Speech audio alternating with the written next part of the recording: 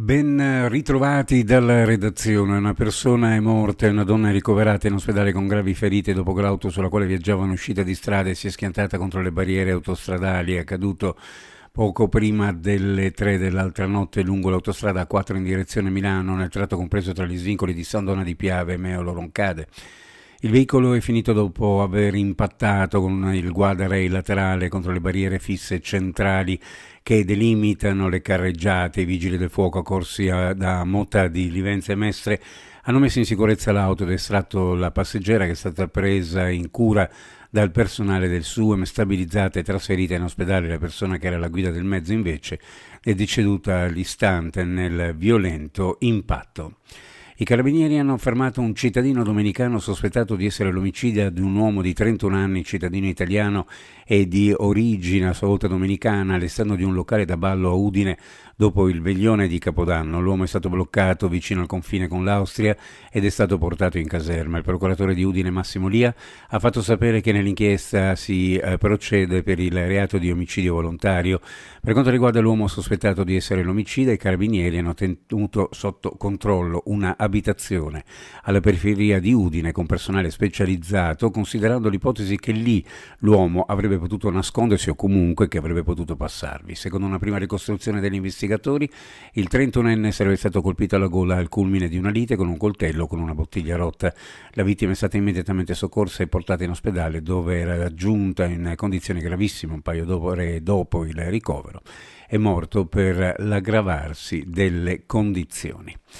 Il primo bambino nato nel 2024 in Friuli Venezia Giulia è stato partorito all'ospedale Burlo Garofalo di Trieste. Troi è il nome, è nato 8 minuti dopo la mezzanotte, 3 kg e 300 grammi di peso, i genitori di origine kosovara. Nel capoluogo regionale è nata una bambina un quarto d'ora dopo le 5, gli altri bambini sono nati a Pordenone, Xi, in nome del piccolo, Monfalcone poco dopo le 3, Giulia, e a Udine, Bahia, alle 5:07. Cambiamo argomento, una punta di commozione con una esperienza, quella triestina, verso la fine, ma anche la certezza che lo sviluppo del porto e i suoi binari da cui non può deragliare. Il presidente dell'autorità portuale Zeno D'Agostino ai bilanci, pur assicurando che anche l'ultimo giorno di giostra del 2024 sarà fioriero di novità, dalla partenza del PNRR all'apertura di nuove linee col Nord Africa per adattare Trieste alle trasformazioni imposte dalla geopolitica alle catene di fornitura. A distanza di 13 anni da Maribor, nel 2025 la Slovenia avrà per la seconda volta nella propria storia il privilegio di ospitare la capitale europea della cultura, la città prescelta Nova Gorica, che realizzerà i propri eventi promozionali in collaborazione con l'italiana Gorizia. Il progetto CEC rappresenta una grande opportunità per lo sviluppo di uno spazio transfrontaliero comune, ricordato il sindaco sloveno Samo Turel. Per questo motivo, nell'anno appena concluso, sono stati svolti tutti i coordinamenti necessari per l'avvio della parte infrastrutturale del progetto, che prevede la riqualificazione dell'area lungo il confine presso la stazione transalpina, punto d'incontro tra le due città.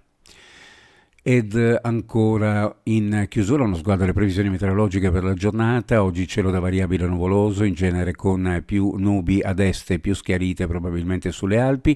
In montagna verso il Cadore, nel Tarvisiano, possibili nebbie nella notte nelle valli e in pianura. Dalla serata notte possibile qualche debole precipitazione. Le temperature minime in pianura fra 0 e 3 gradi centigradi, le massime fra 7 e 9, sulla costa minime fra 4 e 6, le massime fra 9 e 11 gradi centigradi. Previsioni a cura di ARPA e FVG Meteo. Ed è tutto per il momento con l'informazione dal nord-est. Grazie per averci seguito. A più tardi.